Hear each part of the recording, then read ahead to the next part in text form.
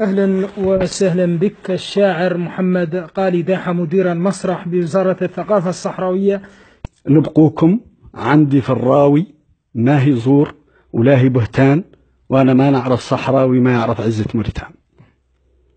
نبقوكم بين الأخوة تربطنا والدم بقوة والدين، ورابط المروة والبيضان ولهجة حسان تربطنا، والجورة هو شنو شي ما يربطنا كان تربطنا لطاحة تنوى في الصحراء.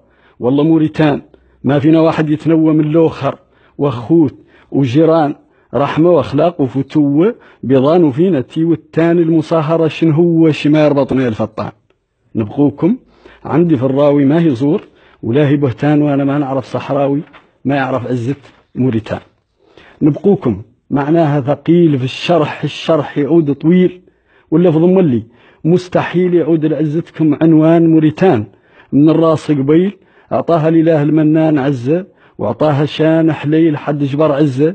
والله شان كيف موريتان التحليل والتنظير، في هذا للظان عنه لفظ يشوف الدليل الساطع ويشوف البرهان.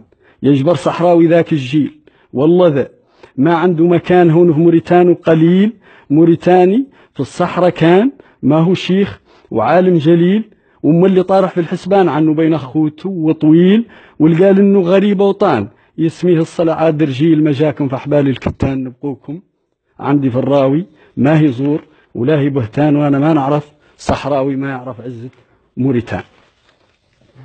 نبقوكم يبل الجهاد والعلم والأخوت والأولاد يا الأهل ويا عمايم الأجواد عزتكم فينا، من اللي مان عنا واحد من يوم قاد العصر. وموريتان أمان للصحراويين وبلاد الأعمام والأخوال والأقران، من شكان في الأذهان وباد عاد على العقول والأذهان، هذا ردوا فيه التبراد ولا قلت خوف الجحدان. نبقوكم عندي في الراوي ما هي زور ولا هي بهتان، وأنا ما نعرف صحراوي ما يعرف عزة موريتان.